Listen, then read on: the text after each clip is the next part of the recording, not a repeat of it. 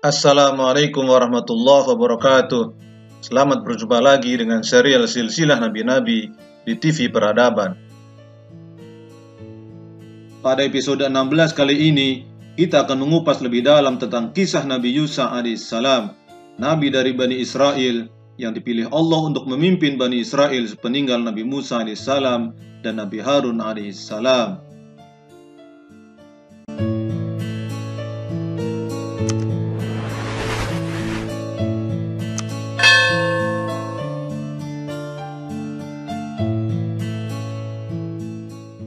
Nama Nabi Yusa tidak masuk dalam nama-nama 25 Nabi dan tidak disebutkan secara eksplisit di dalam Al-Quran. Tapi para ahli tafsir meyakini bahwa Yusa adalah orang yang disebut secara tersirat dalam Al-Quran surat Al-Kahfi ayat 60, 62, dan 63 sebagai pembantu atau asisten yang mendampingi Nabi Musa ketika mencari Nabi Khidir. Allah berfirman dalam surat Al-Kahfi ayat 60, "Dan ingatlah ketika Musa berkata pada muridnya, Aku tidak akan berhenti berjalan sebelum sampai ke pertemuan dua buah lautan, atau aku akan berjalan sampai bertahun-tahun." Para ahli tafsir juga mengidentifikasi Yusa sebagai salah satu dari dua orang laki-laki bertakwa yang bersemangat berjihad memasuki tanah suci ketika Bani Israel membangkang dan menolak berjihad bersama Nabi Musa. Allah berfirman dalam surat Al-Ma'idah ayat 23, "Berkatalah dua orang laki-laki di antara mereka yang bertakwa, yang telah diberi nikmat oleh Allah. Serbulah mereka melalui pintu gerbang negeri itu. Jika kamu memasukinya, niscaya kamu akan menang. Dan bertakwalah kamu hanya kepada Allah, jika kamu orang-orang beriman." Ibnu Katsir dalam kitab Qasasul Anbiya menuliskan, silsilah atau nasab Nabi Yusa adalah Yusa bin Nun bin Ifraim bin Yusuf bin Yakub bin Ishaq bin Ibrahim al-Khalil. Dengan demikian, Nabi Yusa juga dikenal sebagai cicit dari Nabi Yusuf alaihissalam. Sebagai murid dari Nabi Musa, maka Yusa bin Nun mengikuti semua perjalanan kenabian Musa sejak dari persemaiannya di Mesir, kemudian hijrah menyeberangi Laut Merah, hingga saat Bani Israel tersesat selama 40 tahun karena menolak berjihad bersama Nabi Musa. Nabi Musa alaihissalam telah dianugerahi mukjizat besar ketika membawa kaumnya keluar dari negeri Fir'aun di Mesir dalam sebuah pelarian yang spektakuler. Kala itu dibentangkanlah jalan kering yang membelah Laut Merah dengan izinnya. Namun selepas peristiwa itu, kaum Bani Israel ternyata masih terikat dengan hawa nafsu, keadaan yang nyaman, dan kemewahan negeri Mesir yang dulu, sehingga mereka lalu menyembah patung sapi emas yang dibuat dari leburan barang-barang berharga yang sempat mereka bawa selama pelarian. Tidak lama berselang, Bani Israel kembali menentang perintah nabinya sendiri untuk berperang dan memasuki Yerusalem atau Baitul Maqdis, tanah yang dijanjikan kepada mereka saat keluar dari negeri Mesir. Mereka berdalih bahwa kota itu dikelilingi oleh benteng yang sangat tebal dan kokoh, serta dijaga oleh sosok bangsa berperawakan besar. Rasa takut yang bersumber dari kecintaan akan dunia ini membuat Bani Israel enggan untuk berjihad di jalan Allah. Nabi Musa alaihissalam menyadari bahwa selama hati kaumnya masih tertawan pada kecintaan hidup di dunia, maka selamanya mereka tidak akan mungkin bisa memasuki dan menduduki Yerusalem atau Baitul Maqdis. Hal ini pernah disabdakan oleh Rasulullah SAW tatkala beliau menerangkan mengapa Bani Israel tertunda memasuki Baitul Maqdis. Rasulullah bersabda, "Tidak akan ada seorang pun penyembah berhala yang bisa memasuki Baitul Maqdis." Karena keengganan untuk berjihad ini, Bani Israel terhukum dengan hidup terkatung-katung di padang gurun selama 40 tahun. Alkitab menuliskan, Hukuman ini dimaksudkan untuk merendahkan hatimu dan menguji engkau. Rentang 40 tahun ini menjadi masa yang cukup untuk melahirkan generasi baru Bani Israel. Maka menjelang akhir hayatnya, Nabi Musa alaihissalam menyadari bahwa saat-saat yang ditunggu telah tiba bagi kaumnya untuk memasuki tanah yang dijanjikan. Melalui bimbingan Allah Subhanahu wa Ta'ala, Nabi Musa pun mempersiapkan seorang Yusha bin Nun sebagai pemimpin Bani Israel menggantikan dirinya. Dengan diangkatnya Yusha bin Nun sebagai nabi, maka persiapan untuk memasuki Yerusalem dengan cara menembus benteng Jericho pun mulai dilakukan. Ia kemudian mengirim 2 orang pengintai untuk mengamati wilayah kota itu.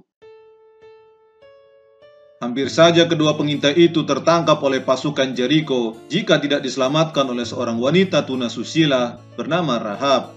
Dari wanita ini pula lah diketahui bahwa penduduk Jericho sebenarnya lebih takut kepada Bani Israel yang mereka anggap memiliki kekuatan gaib lantaran dukungan dari Yang Maha Kuasa. Rahab sang wanita itu mengatakan, "Kengerian menghinggapi kami karena Tuhan telah mengeringkan Laut Merah bagi kalian. Ketika kami mendengarnya, ciutlah hati kami dan jatuhlah semangat tiap-tiap orang dari kami, sebab Tuhan kalian adalah penguasa langit dan bumi." Kemudian saat yang dinantikan itu pun tiba. Nabi Yusha alaihissalam mempersiapkan kaumnya untuk berangkat menaklukkan Baitul Maqdis. Rasulullah SAW pernah menjelaskan ikhwal persiapan perang suci ini di dalam sebuah hadis. Salah satu dari nabi telah melakukan perang suci.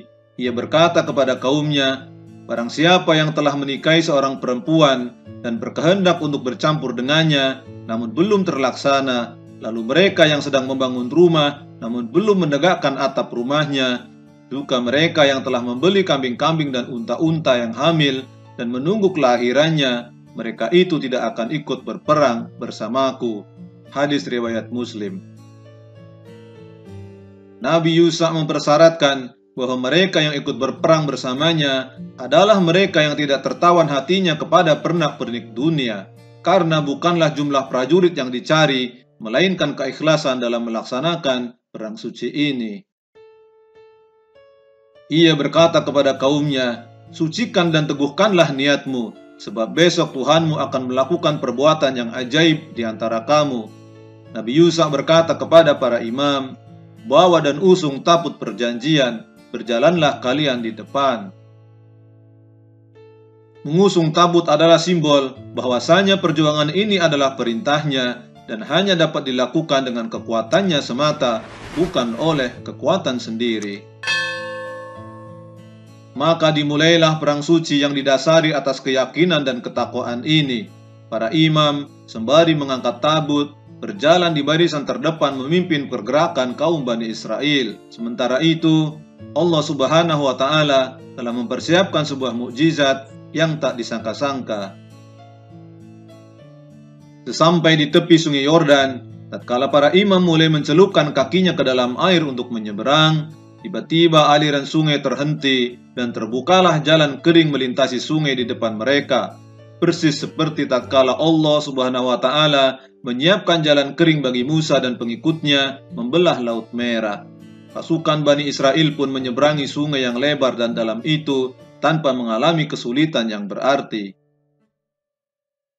Sebelum sampai di seberang sungai, Nabi Yusha alaihissalam menerima petunjuk dari Allah Subhanahu wa Ta'ala agar memerintahkan wakil dari masing-masing 12 suku Bani Israel untuk mengambil 12 batu yang menjadi bekas injakan para imam ketika melintas di tengah sungai, untuk dibawa ke pinggir sungai dan diletakkan di tempat mereka akan bermalam. Dalam kitab Qasasul Anbiya, Imam Ibnu Katsir menukil dari Alkitab menuliskan 12 grup pasukan yang menggambarkan dari masing-masing 12 suku Bani Israel yang ada dengan panglima perangnya masing-masing. Pasukan pertama adalah kabilah Ruben yang berjumlah 46.500 personil. Pasukan kedua adalah kabilah Simeon yang berjumlah 59.300 personil. Dan pasukan ketiga adalah kabilah Yahuda yang berjumlah 74.600 personil. Kemudian pasukan keempat yaitu kabilah Isakhar yang berjumlah 54.400 personil. Pasukan kelima adalah kabilah Yusuf yang mencapai 40.500 personil. Dan pasukan keenam adalah kabilah Zebulon yang berjumlah 31.200 personil.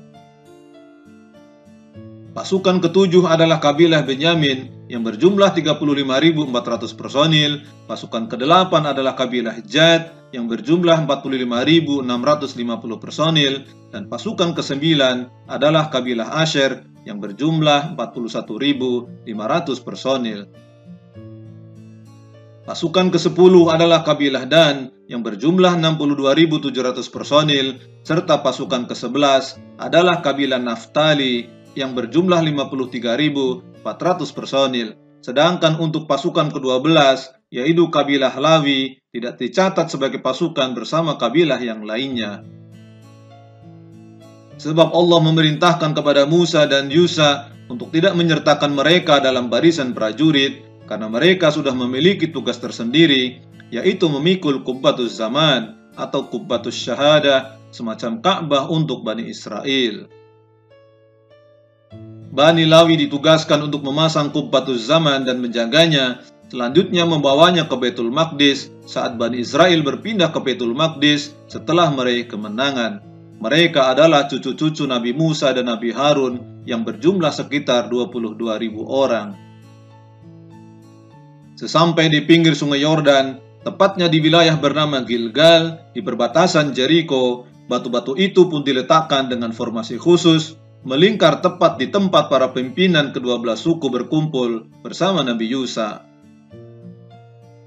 Hal ini dimaksudkan sebagai pengingat bagi anak cucu mereka nanti bahwa Allah Subhanahu wa Ta'ala telah menjadikan di depan mata mereka sendiri jalan kering melintasi sungai Yordan kepada kaum Bani Israel dalam peperangan ini. Mereka pun berkemah di Gilgal. Di sana mereka melakukan ibadah pensucian atau toharoh dengan melakukan khitan, yakni bagi mereka yang merupakan keturunan dari bapak atau kakek mereka yang telah melakukan pelarian dari Mesir bersama Nabi Musa. Berita tentang kedatangan pasukan Bani Israel kian santer menyebar ke seluruh negeri Kan'an. Begitupun semua pemimpin, mereka langsung ketakutan tatkala mendengar bagaimana Allah Subhanahu wa Ta'ala lagi-lagi membantu Bani Israel dengan membuatkan jalan kering di perairan. Gerbang Jericho yang besar dan kokoh itu pun ditutup rapat-rapat, tak seorang pun dapat keluar atau masuk. Semua merasa panik dan ketakutan dengan kedatangan pasukan Bani Israel di bawah pimpinan Yusha bin Nun.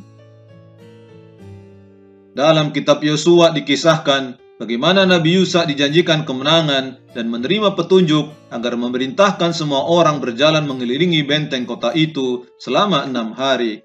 Sementara para imam ditugaskan meniup trompet sangkakala yang terbuat dari tanduk domba. Maka pada hari ke-7, setelah tembok Jericho runtuh, Nabi Yusha dan pasukannya menyerbu masuk ke dalam kota dan membumi hanguskan seluruh isi kota tanpa tersisa, kecuali rumah yang dihuni oleh Rahab dan keluarganya, yaitu sang perempuan yang pernah membantu beberapa prajurit Nabi Yusha alaihissalam dahulu tatkala mereka hampir tertangkap dalam tugas pengintaian. Mereka juga dilarang untuk mengambil bahan-bahan makanan atau barang-barang kecuali emas, perak, tembaga, dan besi, sebagaimana yang diperintahkan oleh Allah kepada Bani Israel melalui Nabi Yusha alaihissalam. Di bawah kepemimpinan Nabi Yusha, Bani Israel yang sempat tersesat di padang Tih selama 40 tahun dapat memasuki tanah suci di Palestina. Jericho adalah kota pertama yang ditaklukkan sebelum merebut Yerusalem. Kabarkan pula oleh Rasulullah SAW di dalam sebuah hadis bahwa tatkala Nabi Yusha hendak menaklukkan Baitul Maqdis, matahari sempat dibuat terhenti beredar oleh Allah Subhanahu wa Ta'ala. Hari itu, yakni hari Jumat, berlangsung lebih lama dari yang semestinya. Nabi Yusha berdoa kepada Allah untuk menahan matahari agar pasukannya punya waktu untuk merebut Baitul Maqdis. Sungguh matahari tidak pernah ditahan untuk seorang pun kecuali untuk Yusha ketika ia berjalan menuju Baitul Maqdis. Hadis riwayat Imam Ahmad. Peristiwa itu terjadi saat pasukan Yusa berperang hampir kemalaman. Setelah berbulan-bulan melakukan pengepungan, kota hampir direbut. Tetapi hari itu hari Jumat, waktu berperang sangat sempit untuk mengalahkan musuh sekitar asar, yang berarti sebentar lagi malam akan tiba. Berperang di malam hari sangat beresiko, dan besok sudah hari Sabtu. Hari Sabtu adalah hari khusus ibadah bagi Bani Israel. Hari Sabtu terlarang untuk melakukan aktivitas, apalagi berperang. Melihat gelagat sebentar lagi berganti hari, Yusa pun berkata kepada matahari, "Kamu adalah hamba yang diperintah, begitu juga aku hamba yang diperintah. Ya Allah, tahanlah matahari ini untuk kami." Hal ini dilakukan untuk memberi kesempatan kepada Nabi Yusa beserta kaumnya menyelesaikan amanahnya, karena keesokan harinya sudah masuk hari Sabtu atau hari Sabat, di mana di hari itu, sesuai syariat yang diturunkan melalui Nabi Musa, Bani Israel diperintahkan untuk berhenti beraktivitas. Maka ia Yusa berangkat hingga mendekati kota, kira-kira pada waktu asar. Ia kemudian berkata kepada matahari, "Hai matahari, engkau tengah menjalankan tugasmu, dan aku pun sedang menjalankan tugas dari Allah. Maka wahai Tuhanku, hentikanlah matahari." Dan matahari pun berhenti sejenak hingga Allah mengaruniakan kemenangan kepadanya. Hadis riwayat Muslim. Saat Yusa alaihissalam memasuki pintu gerbang Baitul Maqdis bersama pasukan Bani Israel, mereka diperintahkan untuk berjalan dengan menunduk atau ruku, seraya merendahkan diri dan bersyukur kepada Allah atas kemenangan besar yang diberikan, sebagaimana yang Allah janjikan kepada Nabi Yusa alaihissalam.